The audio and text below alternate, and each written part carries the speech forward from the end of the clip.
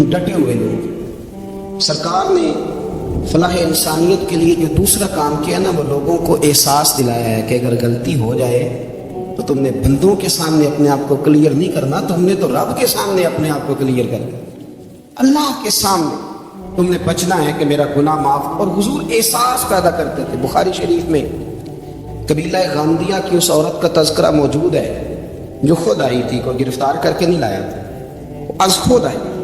احساس پیدا ہو گیا نا گناہ کا. یہاں بہت ساری غلطیاں کر کے بھی لوگ جب اپنی بات کرتے ہیں تو کہتے ہیں کبھی یاد تو نہیں کسی کے ساتھ زیادتی کی ہو، یاد تو نہیں کبھی کسی کا. بھئی آپ نے اتنے بڑے ولی ہونے کا دعویٰ کر دیا.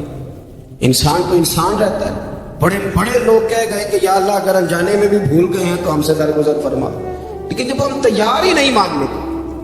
حضرت انس بن مالک کہتے وہ خاتون آئی، کوئی پکڑ کے نہیں لایا، کسی 14 دنوں کے ریمانڈ پہ نہیں اسے منوایا گیا، اسے وہ خود بخود آئی. اور کریم محبوب علیہ السلام کے سامنے جب وہ کھڑی ہوئی تو اتنے درد سے میں نے کم لوگ روتے دیکھے ہیں جس درد سے وہ روئی. عرض کرنے لگی حضور میں غلطی کر بیٹھی ہوں، مجھ سے زنا ہو گیا، مجھے پاک کر دے. تو محبوب کریم علیہ السلام نے فرمایا تو کیسے ثابت کرے کہ تو نے گناہ کیا؟ یعنی مجرم کو ثابت کرنا پڑ رہا ہے کہ میں گناہ گار. یہ وہ کمال ہے کہ انسانوں کو احساس ہونے لگے کہ جہاں جہاں ہم غلط ہیں. جب اعتراف جرم ہوتا ہے، جب بیماری کی تشخیص ہوتی ہے تو پھر اس کا علاج بھی ہو جاتا ہے. حضرت انس بن مالک کہتے ہیں وہ عرض کرنے لگی حضور میرے پیٹ میں ناجائز بچہ ہے. حضور نے فرمایا جا جب بچہ پیدا ہو تو پھر آنا. وہ 8 ماہ کے بعد آئی تو اس کی گود میں پھول سا بچہ تھا. حضور نے فرمایا واپس جا، جب روٹی کھانے لگ جائے تو پھر آنا. وہ 2 سال 2.25 سال دودھ پلاتی رہی. پھر جب آئی تو بچے کے ہاتھ میں روٹی کا ٹکڑا تھا. کریم محبوب صلی اللہ تعالی علیہ وسلم سے آ کے جب اس نے بات کی تو وہ درد سے روئی، کہنے لگی یا رسول اللہ 3 سال ہونے کو ہیں، میں نے گناہ کیا ہے، میں ساری رات سو نہیں پاتی. حضور تڑپتی ہے، اگر اس حال میں مر گئی تو اپنے رب کو کیا منہ دکھاؤں، مجھے پاک کر دے، میرے حال پہ رحم فرمائے. محبوب کریم صلی اللہ علیہ وسلم نے بچہ ایک صحابی کو دیا، فرمایا بچوں کی طرح پالنا، اور کہا اسے لے جاؤ، پتھر مار مار کے اسے سنسار کر دو. صحابہ کہتے ہیں اسے پتھر لگ رہے تھے اور حضور بے چینی کے ساتھ ٹہل رہے. آ کے خبر دی حضور وہ تو وصال کر گئے، انتقال ہو گیا. فرمایا یہاں تک تو بات اس کی تھی. حضرت انس بن مالک کہتے اب محبوب کریم نے صحابیات سے فرمایا اسے غسل دو، کفن پہناؤ، جنازہ تیار ہو جائے تو مجھے خبر کرنا. حضرت انس بن مالک کہتے ہیں غسل ہوا، کفن ہوا، جنازہ تیار ہوا تو حیران ہم تب ہوئے جب میرے محبوب نے فرمایا صفحے بناؤ، میں خود جنازہ پڑھاؤں گا، میں خود جنازہ پڑھاؤں. اور سرکار نے جنازہ پڑھایا تو ایک شخص کی زبان سے نکلا حضور اس ملعون کا معاذ اللہ جنازہ جس نے ناجائز بچہ جنا، اس کے لیے آپ دعا کر رہے ہیں، جنازہ پڑھا. حضور فرمانے لگے خاموش ہو جاؤ، تم نے گناہ دیکھا ہے اس کا احساس نہیں دیکھا، تم نے غلطی دیکھی ہے لیکن اس کی توبہ کا انداز نہیں دیکھا.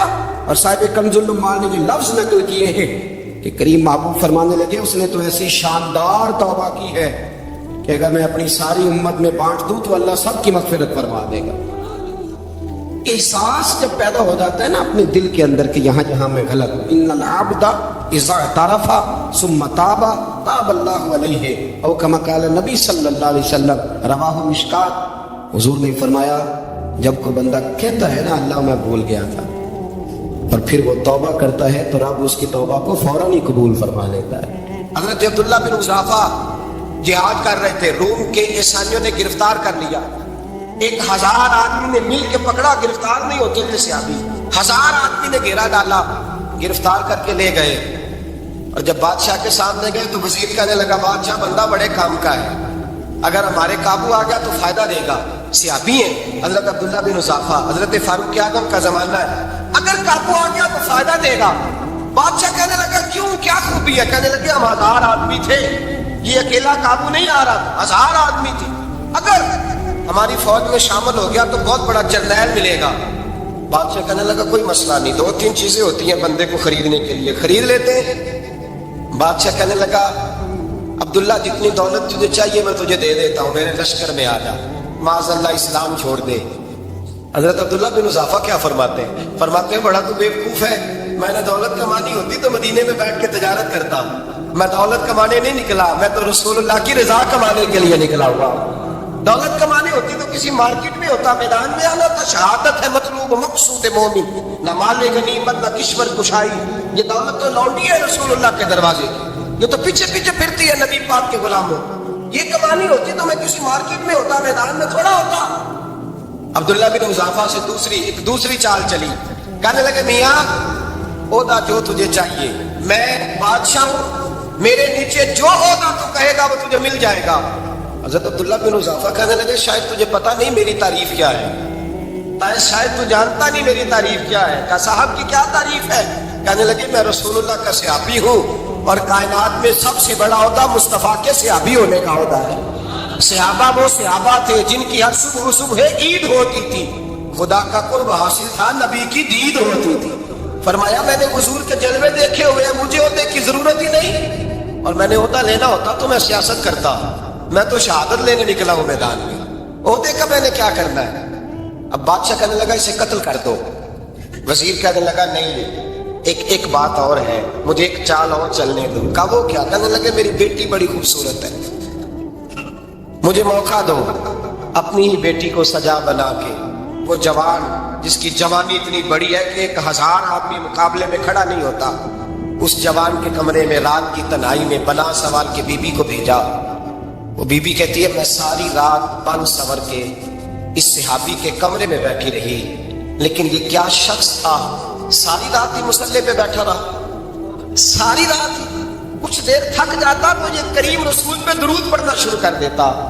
بی بی کہتی ہے سحری ہو گئی تو میں نے چھو کے دیکھا کہ انسان ہے کہ جن ہے، یہ بندہ ہے کہ فرشتہ ہے، چھو کے دیکھا۔ کہنے لگے پیچھے ہٹ جا، میں نے کہا میں نے تو سنا تھا تو 1000 کے مقابلے میں ہے اور تو اتنا بے حس ہے کہ بنی صبری دلہن بیٹھی ہے، تو نے نظر نہیں کی؟ عبداللہ بن حذافہ، بی بی کہتی ہے نظر پھر نہیں اٹھائی، نظر پھر چکی ہوئی ہے۔ کہنے لگے بی بی میں مجبور ہوں، اب میرے اوپر کوئی حسن نہیں چلتا، میں نے جلوہ بددعا کا دیدار کیا ہوا ہے، اب میری نگاہوں میں جچتا نہیں کوئی، اس لیے کہ جیسے میرے سرکار ہے ایسا نہیں کوئی۔ کبھی بھی اب نہیں کسی کا میرے اوپر جادو چلتا، میں نے مصطفیٰ کو، اور کہا ذرا پیچھے ہٹ کے بیٹھ، مجھے میرے رسول نے غیر محرم سے بچنے کا حکم دیا ہے، ذرا پیچھے ہٹ کے بیٹھ۔ سحری کا وقت تھا، وہ بی بی کہتی ہے اس نوجوان کے جملے میرا سینہ چیر گئے، کلیجہ پھٹ گیا، چیخ نکلی، میں کفر کے عالم میں روئی۔ میں نے کہا مجھے بتا تو صحیح، آخر یہ جذبہ کہاں سے ملتا ہے، آخر یہ روشنی تو میں نے دیکھی نہیں، کہاں سے آتی ہے؟ ایک میرا باپ ہے جو بنا سور کے مجھے تیرے کمرے میں چھوڑ گیا، بتلا یہ کہاں سے کیف آتے ہیں؟ عبداللہ بن حذافہ کہنے لگے اگر کیف لینا ہے تو بھی میرے مصطفیٰ کا کلمہ پڑھ جا، آجا دروازے رسول پہ جھک جا، مل جائے گا۔ سویرے دروازے پہ باپ آیا بیٹی سے رزلٹ لینے، دروازہ کھولا تو بیٹی نقاب پہنے باہر آئی۔ باپ کہنے لگا کیا بلا؟ کہنے لگی پیچھے ہٹ جا، تو غیر محرم ہے، کافر ہے، میں مسلمان ہوں۔ اس نے کہا کیا ہوا؟ کہنے لگی تیرے جیسے کو باپ کہوں، تیرے جیسے کو جو مجھے استعمال کر رہا تھا، میں تجھے باپ نہیں مانتی، میں اب رسول والی ہو گئی ہوں، میں حضرت فاطمہ کی کنیزہ ہو گئی ہوں، میں اب نبی کریم کی خادمہ ہوں، خبردار میرے قریب نہ آنا۔ یہ دعویٰ بھی ناکام ہوا۔ اب حضرت عبداللہ بن حذافہ کے سامنے موت کھڑی کی، ایک کڑا میں تیل گرم کیا، کہنے لگے تجھے اس میں جلایا جائے گا۔ حضرت عبداللہ بن حذافہ رضی اللہ تعالیٰ عنہ جب جلنے کے قریب ہوئے تو رونے لگے۔ روم کا بادشاہ کہنے لگا شاید ڈر گیا ہے، کہنے لگے اب سمجھ آئی ہے، اب تجھے پتہ چلا ہے، چلا جا۔ حضرت عبداللہ بن حذافہ کہنے لگے تو کافر ہے، تیری کافروں والی سوچ ہے، اس لیے نہیں رویا کہ موت سے ڈر گیا ہوں، میں تو اس لیے رویا ہوں کہ ایک جان ہے وہ نبی پاک پہ قربان ہو رہی ہے، کاش رب مجھے 1000 جان دیتا، میں ساری مصطفیٰ پہ قربان کر دیتا۔ ایک سنار نے گلی میں ایک یتیم چھوٹے سے بچے کو گھومتے دیکھا تو سنار بے اولاد تھا، بچے کو اٹھا کے گھر لے آیا، 18 سال اس بچے کی پرورش کی، اس کو پالا پوسا جوان کیا۔ سنار کے پاس وہ دکان پہ چلا جاتا، وہ کئی دفعہ دکان پہ رہتا، کئی دفعہ گھر میں رہتا، ایک دفعہ وہ دکان پہ تھا، بچہ گھر تھا، 18 سال کا جوان، اس کی بیوی اکیلی تھی، وہ جس نے ماں بن کے پالا تھا اس نے اسی پہ حملہ کر دیا، اس کا بازو بری نیت سے تھاما، بیوی چیخی، تھوڑی دیر گزری تو وہ نوجوان پیروں میں بیٹھ گیا، کہنے لگا اماں پتہ نہیں مجھے کیا ہوا، شام کو سنا رہا، بیوی چیخنے لگی، چلانے لگی، کہنے لگی آج عجیب بات ہوئی، جس کو میں نے جگر کا خون دے دے کے پالا اسی نے گندی نظر ڈالی۔ سنار میں حیرت ہے، بیوی کا خیال تھا کہ لاٹھ اٹھائے گا، ڈنڈا اٹھائے گا، نوجوان کو مارے گا، لیکن وہ رونے لگ گیا۔ اس نے کہا آج اس نے میرا بازو تھاما ہے، جانے کیا کیا ہے؟ پریشان ہونے لگ گیا، سجدے میں گر گیا، کہا تو بتاتا کیوں نہیں؟ تو وہ سنار کہنے لگا اس کی غلطی نہیں، 18 سال کے بعد آج مجھ پر بھی شیطان سوار ہوا تھا۔ ایک عورت آئی تھی، وہ اپنے بازوؤں میں چوڑیاں پہننا چاہتی تھی، تو میں نے بھی گندی نظر سے ہاتھ ڈالا تھا، رب کریم نے مجھے فوراً اس کی سزا دی۔ جن کے گھروں میں بیٹیاں ہوتی ہیں ان کی نظریں گندی نہیں ہوتی، جو بیٹیوں کے باپ ہوتے ہیں، جو بہنوں کے بھائی ہوتے ہیں، ان کی نظریں گندی۔ اور اگر تو ٹیلی فون کرتا ہے تو کسی عورت کے ساتھ تعلق رکھتا ہے تو یہ بات لکھ لے، امام فخر الدین رازی 1، علامہ اسماعیل حقی 2، ملا جلال الدین رومی 3، امام خازن 4، امام جلال الدین سیوطی 5 حدیث کے استاد اور محدث لکھتے ہیں کہ اگر تو کسی پر گندی نظر ڈالے گا تو تیرا گھر بچ سکتا، یاد رکھنا نہیں بچے گا، اس لیے کہ تیری نظر کسی کی بیٹی کو بیٹی سمجھ تاکہ تیری بچی کا پردہ قائم رہے، کسی کی بہن کو، یہ کیا بات ہوئی کہ تو جتنا مرضی گند معاشرے میں پھیلاتا رہے تیرا گھر بچا رہے، یہ کیسے ہو سکتا ہے؟ فَإِنَّ لَهُ مَعِيشَةً ضَنْكَ، اللہ فرماتا ہے زندگی تنگ ہو جائے گی تیرے لیے مشکل، تو ڈھونڈتا پھرے گا کہ میں مرنے کو جگہ تلاش کروں۔ سچی توبہ کرے، کھری توبہ کرے، یہ گناہ انسان کو مجبور کر دیتے ہیں۔ حضرت عبداللہ بن مبارک رحمۃ اللہ تعالی علیہ، ان کے سینکڑوں شاگرد تھے، ایک شاگرد کے انتقال کا وقت آیا تو گھر گئے ملنے، آپ کہتے ہیں میں نے زور لگا دیا پر اس کی زبان پر کلمہ جاری نہیں ہوا، میں اسے کہتا کلمہ پڑھ پر اس کی زبان پر جاری، اللہ اکبر، بہت بڑی نعمت ہے، دعا فرمائے اللہ ایمان کی موت عطا فرمائے، ایمان کی موت دے اللہ کرے، ایمان کی موت دے۔ ایسے بھی لوگ دیکھے ہیں، مسجد نبوی ہے، رسول اللہ کا شہر ہے، سر سجدے میں ہے، روح پرواز کر گئی، روح پر کہ کتنا نصیبوں والا ہے، کتنا نصیبوں والا ہے کہ مسجد نبی میں سر سجدے میں رکھا ہے، اور اللہ تبارک و تعالیٰ نے محبوب کے قدموں میں موت عطا فرمائی۔ تو حضرت عبداللہ بن مبارک کہتے ہیں میں نے اس کو کہا کلمہ پڑھ تو اس کی زبان پہ جاری نہیں ہوتا، میں بار بار کہتا تو وہ منت کرتا، کہتا حضور میں کوشش کرتا ہوں جاری نہیں ہوتا۔ فرماتے میں پریشان ہو کے اٹھا، ابھی میں دروازے پہ پہنچا تھا، اس نے چیخ ماری اور روح پرواز کر دی، بچے رونے لگے، بیوی رونے لگی، تو میں نے اس کی بیوی سے کہا کہ یہ جرم کیا کرتا، اتنا بڑا پاپی پہ کلمہ جاری نہیں ہوا۔ اس کی زوجہ کہنے لگی حضرت جی 2 گناہ تھے اس کے، ایک تو یہ شراب کا عادی تھا، روکتی تھی باز نہیں آتا تھا، اور دوسری بات یہ کہ یہ اپنی اماں کا نافرمان تھا، وہ 2 گلیاں چھوڑ کے رہتی ہے، یہ کبھی ملنے نہیں گیا تھا، اس بوڑھی کا کلیجہ اس کی طرف سے بڑی تکلیف میں تھا۔ تو حضرت عبداللہ بن مبارک کہنے لگے جا تو بھی دعا کر، اس کی ماں کو بھی کیا دعا کرے کہ یہاں تو یہ کلمہ نہیں اسے نصیب ہوا، اللہ کرے اللہ آخرت کی منزلیں اس کی بہتر فرما دے۔ یہ حدیث سنانے لگا ہوں، حدیث ہے، حدیث رسول ہے، جوان خاص کر کے ذرا میری بات پہ توجہ کرے، اور بزرگ خاص کر توجہ کرے جنہوں نے تربیت کرنی ہے، سنیں۔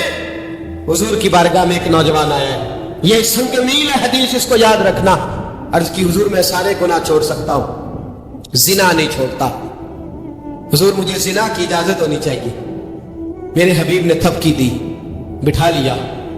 میں کہتا ہوں حضور نے گناہگاروں کو معاشرے سے کاٹا نہیں، ان کی تربیت فرمائی ہے، ان کی تربیت فرمائی، ان کو قریب فرمایا۔ میرے حبیب کریم صلی اللہ علیہ وسلم نے فرمایا ادھر آ بیٹھ جا، بیٹھ گئے۔ حضور نے فرمایا تو پسند کرتا ہے تیری ماں کے ساتھ کوئی بدکاری کرے؟ حضور نہیں۔ فرمایا تو پسند کرتا ہے تیری بیٹی کے ساتھ کوئی بدکاری کرے؟ یا رسول اللہ میں آنکھیں نکال دوں گا۔ حضور نے فرمایا تو پسند کرتا ہے تیری بہن کے ساتھ؟ حضور میں کاٹ ڈالوں گا وہ ہاتھ جو میری بہن کی طرف اٹھیں گے۔ فرمایا تو پسند کرتا ہے کہ تیری خالہ پھوپھی ممانی کی طرف کوئی ایسی حرکت کرے؟ حضور میں کاٹ کے رکھ دوں گا ان لوگوں کو جو بات بھی کریں گے۔ میرے حبیب نے فرمایا اچھا جس کے ساتھ تو بدکاری کی اجازت مانگ رہا ہے وہ کسی کی ماں نہیں لگتی، وہ کسی کی بہن نہیں لگتی، وہ کسی کی بیٹی نہیں ہوگی؟ یاد رکھے ملا جلال الدین رومی 1، امام غزالی 2، اعلیٰ حضرت فاضل بریلوی 3، बुजुर्ग मुतफिका तौर पर लिखते हैं, फरमाते हैं जो गंद के साथ दूसरे घर में ताड़ता है वो अपने घर की खैर मना ले, जो गंदी नजर दूसरों पर रखता है वो अपने घर की खैर मना ले। इसलिए कि जो जुर्म वो किसी के खाते में डालेगा वो सजा बन के उसके घर की तरफ लौटा दिया जाएगा, जो बदकारी वो किसी के खाते में डालेगा वो सजा बन के अल्लाह उसके घर की तरफ लौटा देगा। अगर अपने घर को पाक रखना चाहते हो तो दूसरों की तरफ पाक नजर रखनी शुरू कर दो। अगर चाहते हो कि तेरा घर अजीब मामला है ना, बेटे को तो पसंद की शादी की इजाजत है तो बेटी को इजाजत क्यों नहीं? अगर तेरा बेटा पसंद की शादी करेगा तो याद रखना फिर जब किसी की बेटी ये लफ्ज बोलती है फिर इज्जतों के जनाजे निकलते हैं, फिर उरियानी फहाशी का जो है वो कलक लगता है माथे पर, फिर याद रखना चारों जानिब से रुसवाइयां तेरा नसीबा होती है।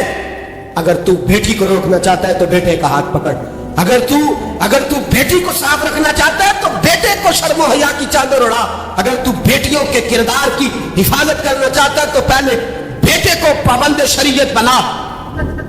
एक बहुत बड़ा गुनाह बदनिगाही का गुनाह है।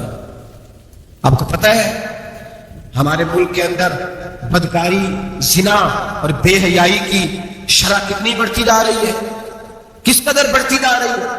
वो लोग जो निकाह कर लेते हैं वो भी अपनी निगाहों को, मैं अक्सर कहता हूं, हुजूर ने फरमाया निकाह आधा ईमान है, जिसने निकाह कर लिया उसका ईमान मुकम्मल हो गया। तो जो निकाह के बाद भी बाज ना आया, मैं उसको बेईमान नहीं कहता, लेकिन नबी पाक ने फरमाया जो निकाह कर ले उसका ईमान, बोलिए ईमान महफूज हो गया, उसका ईमान, सारे बोलिए ईमान। और जो फिर भी बाज ना आए, हुजूर कह रहे ईमान मुकम्मल हो, और जो ना बाज आया क्या फतवा दिया जाए हदीस की रोशनी में? मेरे नबी पाक की बारगाह में औरतें आई तौबा करने, बैत करने, मुसलमान होने, तो हुजूर बैत लेते वक्त फरमाने लगे मेरे साथ वादा करो, झूठ नहीं बोलोगी, गीबत नहीं करोगी, जिना नहीं करोगी। एक औरत बोल पड़ी, कहने लगी या रसूल अल्लाह सल्लल्लाहु अलैहि वसल्लम मैं मुसलमान तो नहीं पर खानदानी हूं, मेरे घर वालों के जहन में भी कभी जिना का ख्याल नहीं आया, हम तो इसे खानदानों के वकार के खिलाफ समझते हैं। रोज बुरी नजर से किसी को देखना और किसी के बारे में गलत बातें, नाराज ना होना। बहुत सारे बूढ़े भी लज्जत ले लेके जुर्म बयान करते हैं, गुनाह बयान करते हैं, गलत बातें करते हैं, किसी औरत के बारे में तबसरा करते हैं। क्या समझते हैं मर्द और औरत माज़अल्लाह ताला एक कमरे में जाके बदकारी करे तो वही जिना है? मेरी तरफ देखिए और जाग करके सुनिए क्या कर रहा हूं, इधर देखिए मेरी तरफ। नबी पाक सल्लल्लाहु अलैहि वसल्लम ने फरमाया जिना जुबान का भी होता है, जिना कान का भी होता है, जिना आंख का भी होता है। हुजूर किस तरह? फरमाया जिसने गंद देखा उसने आंख का जिना किया, जिसने लज्जत लेके सुना, चुप नहीं कराया, पूरी बात सुनी, वो भी जानी है। और जिसने गंदी बात बोली वो मुंह का जानी है, जिसने गंद सोचा वो दिमाग का जानी है। और जानी को सबसे पहली सजा अल्लाह ये देता है कि सजदे की लज्जत छीन लेता है, इबादत का सुरूर छीन लेता है, उसका नमाज में दिल नहीं लगता। कुरान में सबसे पहली सजा उसे अल्लाह अपने दरवाजों से दूर कर देता है। भाइयों आज हमारे सजदे बेकैफ हैं, आज लोग गलत जगह पे घंटों बैठे रहते हैं, मस्जिदों में लोगों के दिलों को घबराहट होती है, लोग भागते हैं। मेरे नबी पाक ने फरमाया तो नजर को पाक कर ले, अल्लाह तेरी इबादत में लज्जत पैदा फरमा देगा। मेरे भाई याद रख ले और सुन ले, सबसे कमजोर आदमी वो है जिसका जहन पाक नहीं, सबसे कमजोर आदमी वो है जो किरदार का गलत है। एक बात मैंने पढ़ी, आप यकीन करें मेरा दिल करे कि मैं आग लगा दूं इस उन्वान को जिस पे गंदगी लिखी जाती है, उन अखबारों को, उन चीजों को जिस पे गंद लोगों के दिलों में। वो इंडिया की एक वजीर आजम औरत गुजरी तो किसी ने उससे कहा कि पाकिस्तान ने तो तुम्हें शिकस्त दी है, तुम जीत नहीं सके बड़ा मुल्क होके। कहने लगी कोई बात नहीं, थोड़ा वक्त ठहर जाओ, हम इन पर तहजीबी जलगार करेंगे, इनके घरों में नंगा नाच करेंगे, ये गंदी तस्वीरें देखेंगे, ये गंद में उलझ जाएंगे। और जो कौम गंद में उलझ जाया करती है वो फिर किसी से लड़ने की ताकत नहीं रखती, उसके अंदर डट जाने की हिम्मत नहीं होती, उसकी गैरत के जनाजे निकल जाते, दिल करता है जल जाए, वो जल जाए जहां से बुराई फैलती, तबाह हो जाए वो इलाके जहां से गंद होता है। लोग गंद की कमाई खाते हैं, गंद की एक्टरों के साथ खड़े होकर फोटो खिंचाते हैं और गुनाह पे फख्र करते हैं। और गंदे लोग कहते हैं अल्लाह का फजल है हम गंद फैला रहे हैं, सुम्मा माज़अल्लाह। लोग गुनाह पे फख्र करते हैं चौकों चौराहों में। محمد بن قاسم آئے ہندوستان پہ راجہ دہر کے مقابلے میں، نوجوان میری طرف دیکھے اور صحیح ہو کے بیٹھے، خاصے صحیح ہو کے بیٹھے، تقریر نہیں کر رہا، جذبات کا میرے جذبات سنے، دل کے پھپولے جل رہے ہیں سینے کے داغ سے، اللہ کی قسم روح کی گہرائی سے بات کر رہا ہوں، وہ بات کر رہا ہوں جو سینہ کہہ رہا ہے کہ پھٹ جائے اور کہنا نہ پڑے۔ قرآن و حدیث پڑھتے ہیں اور پھر اپنا حال دیکھتے ہیں تو لگتا یہ ہے کہ عذاب قریب آ گیا ہے، لگتا ہے زمین پھٹنے والی ہے، آسمان گرنے والا، لگتا ہے قریب آ گیا ہے سارا کچھ۔ سمجھے کہ آج کل یہ بات اگر آپ سمجھ گئے تو قیمت وصول ہو گئی، اس کو سمجھ گئے تو سمجھ لیں آپ کے مزاج کے اندر اللہ نے تبدیلی پیدا کر دی۔ محمد بن قاسم 18 سال کا جوان، ایک عورت کی عزت پر راجہ دہر ہندو نے حملہ کیا، محمد بن قاسم بچانے آئے۔ جب ہندوستان آئے فوج تھوڑی تھی، علاقہ تھوڑا تھا، راجہ دہر کی فوج بہت زیادہ، اور پھر اپنا عرب چھوڑ کے یہاں آ کے ہندوستان میں اس کے علاقے میں اس پہ حملہ کرنا، حالات خراب تھے۔ محمد بن قاسم پریشان ہے، ایک بزرگ نے دیکھا، کہنے لگے پریشان کیوں ہو؟ کہنے لگا سوچتا ہوں علاقہ بھی اس کا، فوج بھی اس کی، میرے فوجیوں کو تو رستوں کا بھی نہیں پتا، کیسے جنگ کریں گے، کدھر سے آئیں گے، اور پھر ہمیں زبان بھی نہیں آتی، کیسے کام ہوگا، ڈر رہا ہوں۔ 2-4 دن گزرے تو محمد بن قاسم اشاش بشاش ہو گئے، اور بزرگ کہنے لگے خیر ہے، بڑے مطمئن ہو گئے، کہنے لگے بس راجہ دہر ہم سے مقابلہ نہیں کر سکتا، راجہ دہر ہمارے مقابلے میں کھڑا نہیں ہو سکتا، وہ گرا کے گرا، وہ لڑکھڑایا کہ لڑکھڑایا، ریزہ ریزہ ہو جائے گا۔ آپ کو کیسے خوشخبری مل گئی؟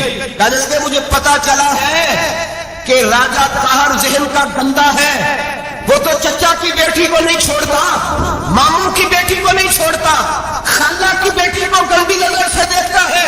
جس کا ذہن گندا ہوتا ہے وہ کسی کا مقابلہ نہیں کر سکتا، ہمیں فتح ہوگی، فتح وہ گرے گا۔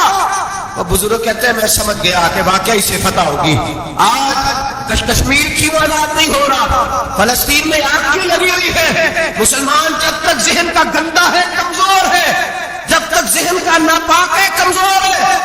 حضرت سعد بن ابی وقاص رضی اللہ تعالیٰ عنہ فرمایا کرتے تھے اللہ مسلمان کی مدد اتنی دیر تک کرتا رہتا ہے جتنی دیر تک مسلمان کا ذہن صاف رہتا ہے، کردار پاک رہتا ہے۔ آج اس لیے معاشرے میں لگی ہے، نوجوانوں تم کہتے ہو کامیابیاں نہیں ملتی، اسے کیسے کامیابی مل سکتی ہے جس کا ذہن ہی صاف نہیں؟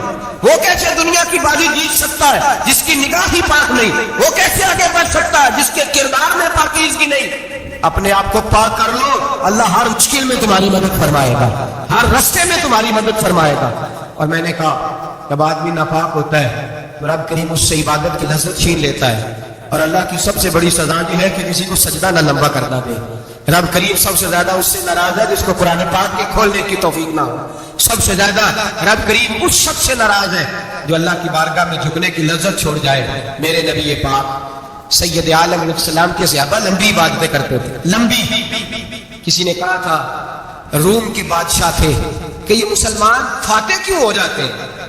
تو اس نے کہا میں نے مولا علی کے زمانے میں جاسوسی کرائی تھی، پتا کیا تھا کہ ہر میدان میں کامیاب کیوں ہوتے ہیں۔ تو کہتے میں نے دیکھا یہ دن کے مجاہد ہوتے ہیں پر رات کے عابد ہو۔ اب آگے بڑھتے ہیں، قرآن مجید نے سورہ نور کی آیت نمبر 30 میں کہا کہ قل للمؤمنین یغضوا من ابصارہم، فرمایا کہ اے محبوب علیہ السلام مومن مردوں سے کہہ دو کہ اپنی نظریں جھکا کے رکھیں، اپنی نظریں۔ اور اگلی آیت میں فرمایا وقل للمؤمنات یغضضن من ابصارہن، فرمایا کہ اے محبوب مومن عورتوں سے بھی کہہ دو کہ اپنی نظریں جھکا۔ مرد بھی اپنی نظر جھکا کے رکھے گا عورت کی طرف، لیکن یہ ساری پابندی صرف مرد پر نہیں، عورت بھی غیر محرم کا چہرہ نہیں دیکھے گی، اس پر بھی اسی طرح نظر جھکانے کا حکم ہے جس طرح کہ وہ ہر دکاندار کو بھائی جان کہہ کے بھائی جان کہہ کے گفتگو کرنے کی اس کو بھی اجازت نہیں ہے کہ وہ بھی وہ سمجھ لے کہ پابندی تو مرد نے کرنی تھی، میں نے تھوڑی کرنی تھی۔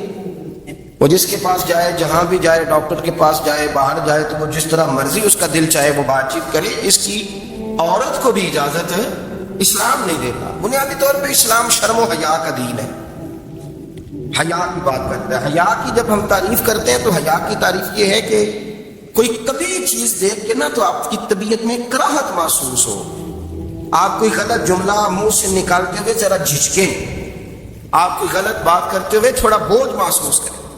ہمارے ہاں تیزی سے فروغ پایا ہے بے حیائی، संगियों की महफिलें, यारों की महफिलें, उसमें गलीज गुफ्तगू होती है इल्ला माशा। इन दोस्तों को बड़ी पाक साफ गुफ्तगू करनी चाहिए। दोस्ती का रिश्ता बड़ा मुकद्दस रिश्ता है। जो यहाँ एक दूसरे से प्यार करेंगे जन्नत में भी इकट्ठे दाखिल किए जाएंगे। शर्त यह है कि प्यार अल्लाह रसूल की रजा के लिए हो, लेकिन उसके अंदर अगर आपकी गुफ्तगू कच्ची हो, कमजोर हो, फाशी वाली हो, उरियानी वाली हो।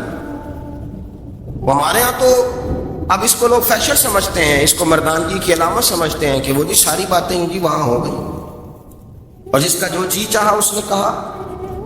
आप जब हया के दायरे में होते हैं तो आप खुद भी सुकून महसूस करते हैं। देखे ना, आपको नींद सुकून से कहाँ आती है? जहां कमरा बंद हो, चारों जानिब दीवार है, ऊपर छत है, खाली दरवाजा भी खुला हुआ हो ना, तो जब बंदा सुकून लेना चाहता है तो कहता है यार जरा दरवाजा जरा बंद कर दो। वो अच्छी तरह अपने आप को छुपा लेता है ना हया के पर्दे में, तो अल्लाह उसे सुकून अता करता है। और जो उससे भी ज्यादा ठंडी नींद में जाना चाहता है वो कहता है लाइट भी बंद कर दो।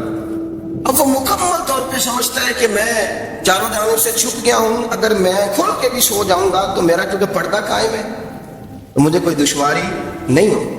आप जब छुप जाते हैं, जब आप हया के अंदर सिमट जाते हैं, जब आप चादर के अंदर आ जाते हैं, तो आप बहुत सारी जगहों पे आसानी महसूस करते हैं।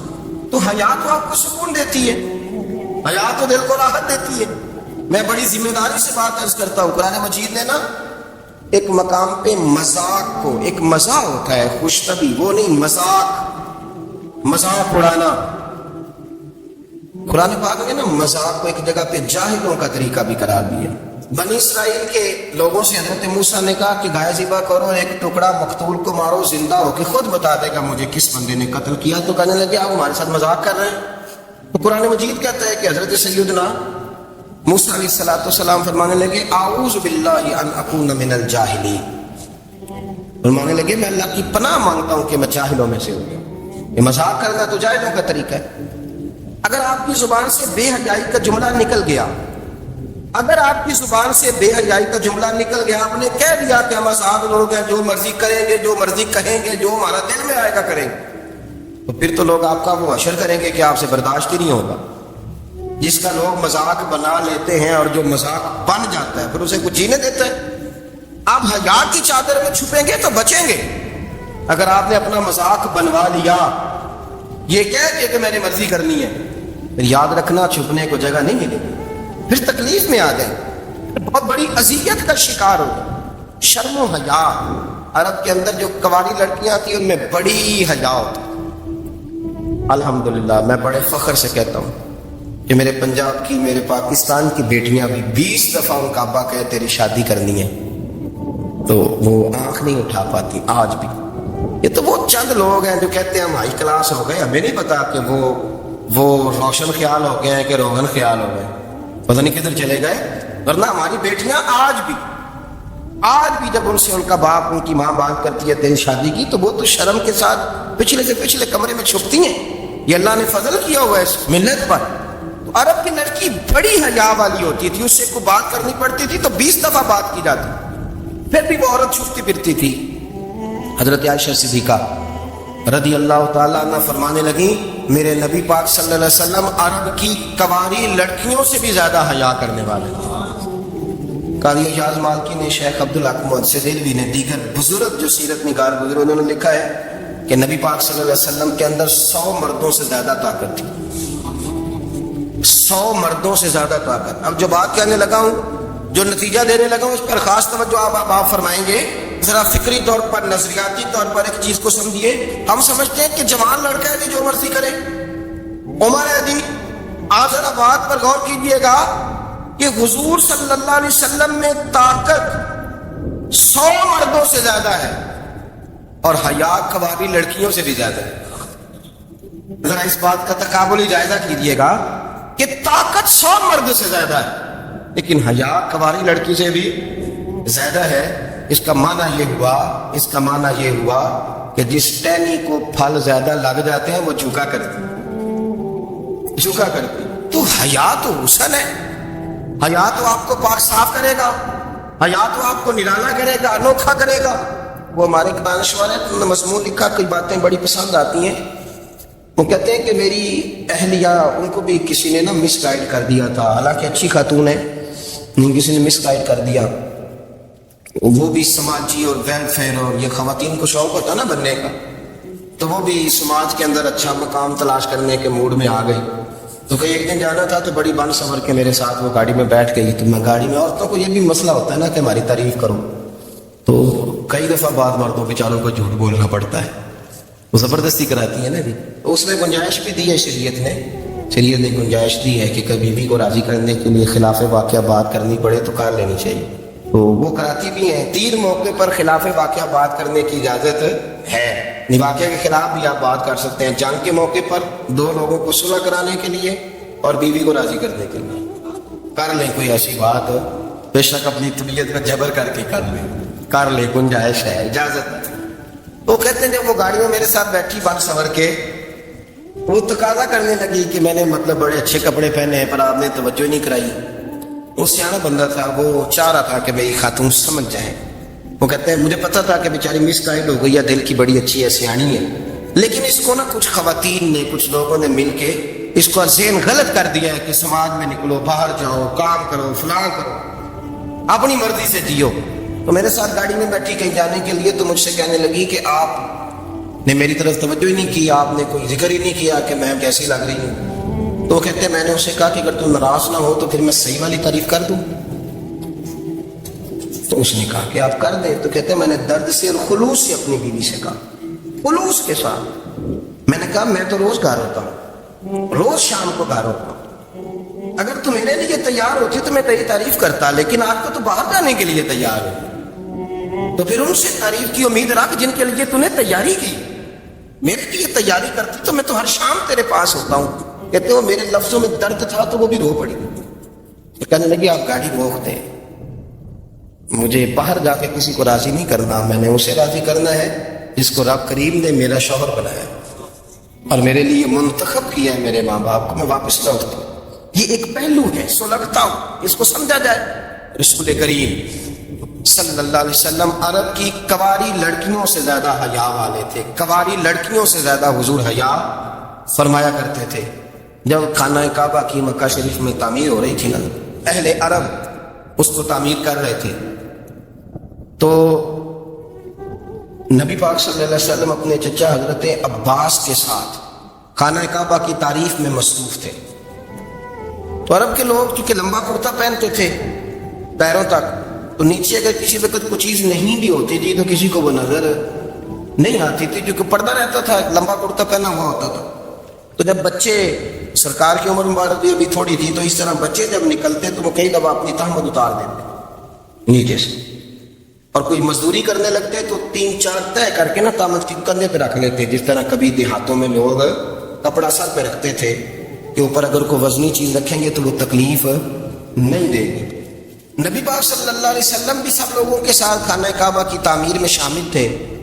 حضرت عباس رضی اللہ تعالیٰ عنہ نے کہا حضور سے، ابھی اعلان نبوت بھی نہیں فرمایا تھا، بھتیجے آپ بھی تہمت اتاریے، یہ صحیح مسلم میں حدیث موجود ہے، اور اس کو کندھے پہ رکھ لیجیے، آپ اینٹیں اٹھا اٹھا کے لا رہے ہیں تو ذرا آپ کو تکلیف نہیں ہوگی۔ تو سرکار دو عالم صلی اللہ علیہ وسلم سے یہ بات کہی، اور پھر جلدی سے حضور کی تہمت کو نکال کے نا، حالانکہ لمبا کرتا پہنا ہوں، تو وہ جیسے ہی ان کے کندھے پہ رکھا اینٹیں رکھنے کے لیے، تو سرکار تو زمین پہ گر گئے، بے ہوش ہو گئے، آنکھیں آسمان کی طرف، اب حضور پکار رہے ہیں آزاری آزاری آزاری، میرا تہمت دے دو، میرا تہمت دے دو۔ کبھی کوئی شخص اس وجہ سے بھی بے ہوش ہوا ہے کہ میرے وجود سے کپڑا اتر گیا ہے، حالانکہ سرکار پر وہ بے ہوشی بھی نبی پاک کا وہ جو غلبہ ہے نا شرم و حیا کا، اس کی وجہ سے، ورنہ تو حضور فرماتے ہیں کہ میری آنکھیں سو جاتی ہیں، دل تو میرا اس عالم میں بھی جاگتا رہتا ہے۔ تو سرکار زمین پہ تشریف لے آئے، آنکھیں میرا تہمت دے دو، میرا تہمت دے دو، تو جلدی سے انہوں نے تہمت دیا تو حضور نے باندھ لیا،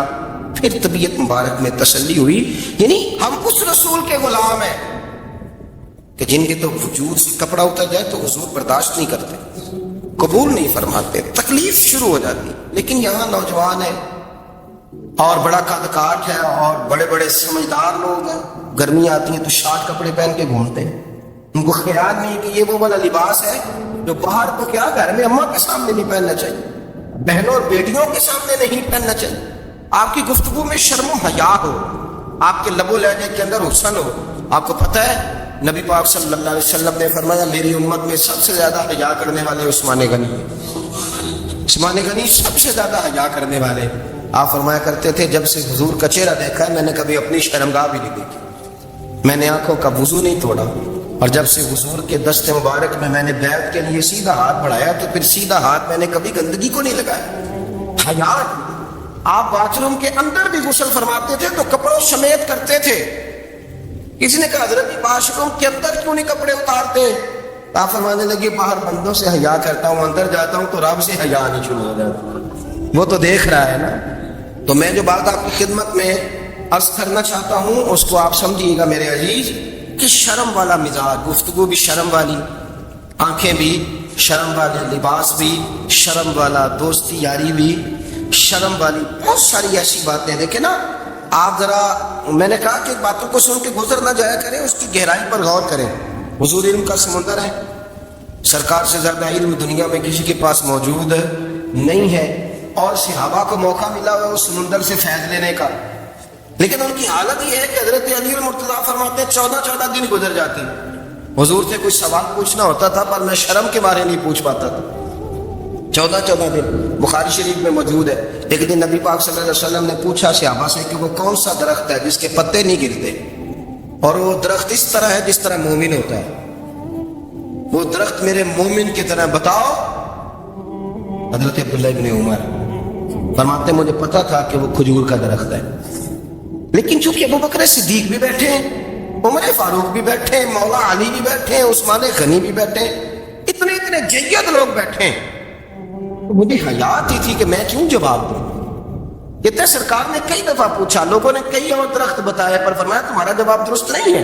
آپ حیا کے اس پہلو پر غور کریں کہ سوال کا جواب آتا ہے، سوال کا جواب، یعنی مجھے سوال کا جواب آتا ہو پھر میں دوں نہ، مجھے بدعزمی نہ ہو جائے گی۔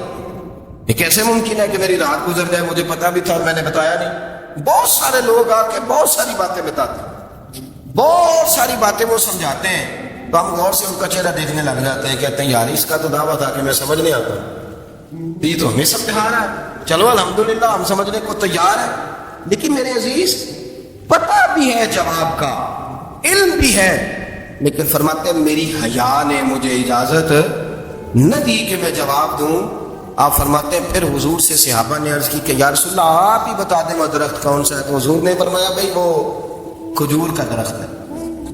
تو آپ فرماتے ہیں میں دل ہی دل میں کہہ رہا تھا کہ الحمدللہ میرا جواب درست ہے، حالانکہ میں نے جواب دیا ہی نہیں۔ تو لفظوں میں حیا، جملوں میں حیا، آنکھوں میں حیا، اٹھنے میں حیا، بیٹھنے میں حیا، چلنے میں حیا ایک خوبصورت حسن ہے، اور نبی پاک صلی اللہ علیہ وسلم نے فرمایا جب تو بے حیا ہو جائے نا پھر تو آزاد ہے، پھر تو جو مرضی کا، پھر تو جو۔ اس لیے بزرگ جب کسی کو بے حیا کہتے تھے نا، اللہ اکبر، اور جب کسی کو کہتے تھے نا یہ بے حیا ہے تو لوگ سمجھتے تھے کہ کوئی ہلکی سی بات کر دی، لیکن ان کا معنی یہ ہوتا تھا کہ بس بھائی اب اس کے ساتھ کوئی کلام کرنے کی ضرورت ہے، اس کو اب اصلاح کی ضرورت نہیں، یہ بے حیا ہے۔ کیا معنی؟ کہ اب یہ جو اس کے دل میں آئے گا وہ کرے گا، جو اس کی طبیعت چاہے گی وہ کرے گا، اب یہ کسی پہلو بھی قابو آنے کو تیار ہے۔ بے حیا ہو گیا، بے حیائی بہت بڑا عیب ہے، اور جو لوگ کہتے ہیں کہ ہمیں بالکل آزادی ہونی چاہیے، ہمارا اپنا جسم ہے تو ہماری اپنی مرضی چلے گی۔ ایک وزیر صاحب ہے، پتہ نہیں میں ان کو جانتا تو نہیں، کہ انہوں نے سینٹ میں تقریر کی ہے، میں نے ان کی بات سنی ہے، اس نے کہا نہیں بھائی جسم رب کا ہے تو مرضی بھی تو رب کریم کی چلے گی، اور مرضی بھی یہ مرضی بھی اللہ کی۔ یہ مجھے تھوڑا سا مسئلہ ہے جسم پر، کبھی کبھی مجھے کثرت سفر سے الرجی ہو جاتی ہے، میرے ساتھ لوگ نا دل سے پیار کرتے ہیں، شاید ہی کوئی اچھا ڈاکٹر ہو جس تک میرے سنگی مجھے لے کے نہ گئے، پر جسم اللہ کا ہے نا، مرضی بھی جب چاہے گا صحت دے گا۔ کیوں کچے کاموں میں لوگ پڑ گئے، کیوں غلط لوگ سوچ میں پڑ جاتے ہیں، یہ اسی کا ہے، اور جب وہ چاہے گا آپ اس بات کو اچھے طریقے سے سمجھ لیں کہ جو اپنی مرضی چوکوں چوراہوں میں کر رہے ہوتے ہیں نا، جو مرضی گاندمند، وہ جانور ہوتے ہیں، وہ جانور ہوتے ہیں، جو نہ چوک دیکھتے ہیں نہ گلی دیکھتے ہیں، نہ انہیں پتہ ہوتا ہے کہ جگہ کون سی ہے، وہ انسان ہے۔ میں نے کہہ دیا جو میں نے کہنا تھا، میں نے کہہ دیا، وہ جانور ہو۔ اور جو کچھ انسان ہوتے ہیں نا ان کے اندر کچھ نہ کچھ پھر شرم حیا بھی ہوتی ہے وہ چوکوں چوراہوں میں وہ حرکتیں اور وہ کام نہیں کرتے جو جانور کرتے ہیں. ان کے لیے بڑے پردے ہوتے ہیں, ان کے لیے بڑی باتیں ہوتی ہیں, ان کے لیے بڑا کچھ ہوتا ہے. جو بالکل آزاد ہو جائے, کوئی پتہ نہ ہو کس وقت کیا کہنا ہے کیا کرنا ہے, تو پھر وہ دائرہ انسانیت سے خارج ہو جاتا ہے. ہم آپ کو کیا دعوت دیں؟ آپ تو وہ باتیں کر رہے ہیں جو اسلام کا انسانیت کے حق میں بھی ٹھیک نہیں. آپ تو وہ والی باتیں کر رہے ہیں ان کا انسانیت بھی تقاضا نہیں کرتی کہ یہ باتیں ہونی چاہیے. لیکن ایک بات, میں تو جذباتی نہیں ہوتا, میں بڑے غور سے چیزوں کو دیکھتا ہوں, سنتا ہوں, اور نہ میں ان موسمی مینڈکوں کی. وہ مجھے عاطف صاحب کہنے لگے جی بڑے بڑے مولوی ایک بندے کے ساتھ بیٹھے ہوئے ہوتے تھے اور وہ روزے میں بڑے بڑے طرز دیتا تھا, تو وہ بھی فلانی حرکتیں کر رہا ہے. تو میں نے کہا ہم نے تو پرانا کہا تھا کہ موسمی مینڈک ہے, تو پرانے کہہ رہے ہیں کہ اداکار ہے, تو وہ جہاں کاسٹ کریں گے وہاں وہ اداکاری کرے گا. آپ کسی مذہبی جگہ کر لیں تو وہاں کر لے گا, کہیں اور جگہ کریں گے تو ہم تو پرانا کہہ رہے ہیں. تو کسی کو کبھی سمجھ آتی ہے تو کسی کو کبھی اور جگہ جا کے سمجھ آتی ہے. ہم ان لوگوں سے پریشان نہیں ہوتے, کیوں؟ سن لیں, کوئی مایوسی نہیں. ان کے اندر جتنا زور ہے وہ لگائیں. یہ ملک بنا ہے رسول اللہ کے نام پہ, یہ اللہ نے تحفہ دیا ہے امت مسلمہ کو. یہ نبی پاک کے نام پہ بنا ہے, تو یہاں جھنڈا بھی وہی والا بلند ہونا ہے جو مدینے والے رسول کا جھنڈا ہے, اور یہاں وہی کام چلے گا جو نبی پاک نے بیان فرمایا. تو اس طرح کئی لوگ آتے ہیں, وہ شور شار کرتے ہیں, چلے جاتے ہیں. اتنے نہ پریشان ہوا کریں. بہت سارے لوگ تو بیچارے اس قابل بھی نہیں ہے کہ ان کا نام لیا جائے. مطلب اتنا ہم ان کو اہمیت دے دیں, ان کا ذکر کریں, ان کا نام لیں, ان کی بات کریں. وہ بیچارے اس قابل ہی نہیں ہے, مطلب سٹیٹس ہی نہیں ہے ہمارا. اتنے فارغ ہیں ہم. جب جو بندہ آئے گا کہانی چھیڑے گا تو ہم چھڑ جائیں گے. اور بھائی اللہ کا فضل ہے الحمدللہ تعالی, لوگوں نے بڑا شور کیا, بڑے زمانے سے دنیا شور کر رہی ہے, پر اللہ کے گھر مسجدیں بھری ہوئی ہیں, مسجدیں بھری ہوئی ہیں. ہماری بیٹیاں پردے کرتی ہیں, پردے کو پسند کرتی ہیں, وہ حجاب میں رہتی ہیں, وہ سمجھتی ہیں کہ ہمارا اصل حسن کیا ہے. تو یہ پراپوگنڈا پرانا چلا آ رہا ہے. اس کا اللہ کے فضل سے امت مسلمہ پہ نہ کبھی اثر ہوا ہے اور نہ کبھی ہوگا انشاءاللہ. اگر مرد اور عورت زنا کرے اور اس سے حمل واقع ہو جائے اور وہ دونوں اب شادی کرنا چاہتے ہیں, تو کیا وہ شادی کر سکتے ہیں؟ اس بارے میں مرد اور زنا کیے, حمل بھی نہ ثابت ہو, حمل نہ ہو, تب بھی افضل یہ ہے کہ دونوں کی شادی کرا دی جائے. اللہ تعالیٰ نے سورہ نور میں فرمایا ہے الزانی لا ينكح الا زانیۃ والزانیۃ لا ينكحها الا زان او مشرک وحرم ذلك على المؤمنین. بعض علماء نے کہا ہے کہ زنا ثابت ہو گیا تو پھر صرف زانی ہی اس سے نکاح کر سکتا ہے, پاک باز آدمی ایسی عورت سے شادی نہ کرے. دوسرے علماء نے کہا کہ اگر اس کا توبہ, عورت کا توبہ ثابت ہو گیا, اس کی توبہ ثابت ہو گئی, پورے طور پر صحیح توبہ کر لیا ہے, تو کوئی بھی اس سے شادی کر سکتا ہے. لیکن سیاق آیت اور علماء کے اقوال سے معلوم ہوتا ہے کہ زانی اور زانیہ دونوں نکاح کر لیں, وہی افضل ہے, تاکہ ان کی آپس کی عزت چھپ جائے. خدا خاصہ دوسری جگہ جا کر کے اگر وہ کرے گی, زنا واضح ہو گیا ہے, شوہر ہو سکتا ہے رات دن ستائے اس کو اس معنی میں کہ تم ایسی تھی ویسی تھی, تو افضل یہی ہے. اور اگر حمل بھی ہو گیا تو اور ہی زیادہ افضل ہے کہ وہ دونوں اکٹھا ہو جائیں تاکہ بچے کو سمیٹ لیں. رہ گئی بات مسئلے کے طور پر کہ وہ بچہ اس زانی کی طرف منسوب ہوگا یا کس کی طرف منسوب ہوگا. صحیح مسئلہ یہ ہے کہ زنا کی بنا پر لڑکا اس کی طرف منسوب نہیں ہوگا اسلامی حکومت میں یا اسلامی قوانین میں. البتہ وہ ماں کا بیٹا ہے, نام اس کے باپ کا کچھ اور رکھ دیجئے, ابن ام ہی بھی کہا جا سکتا ہے. اس کے ماں کا نام اگر فاطمہ ہے, ابن فاطمہ, جیسا کہ تاریخ میں بہت سے لوگوں کو ابن سمیہ کہا گیا, جن کے بارے میں تھا کہ جاہلیت میں ان کے ماں سے کسی نے زنا کیا تھا. تو وہ جو ہے ماں کے ساتھ رہے گا. دوسری اولاد بھی پیدا ہوگی تو وہ اولاد اس کے لیے محرم ہوگی, کیونکہ ماں کا اسی ایک پیٹ سے نکلا ہوا ہے. تو اس طرح اس بچے کو سمیٹنے کے لیے بھی دونوں شادی کر لیں اور پھر آئندہ دونوں کی عزت اپنی محفوظ ہو جائے.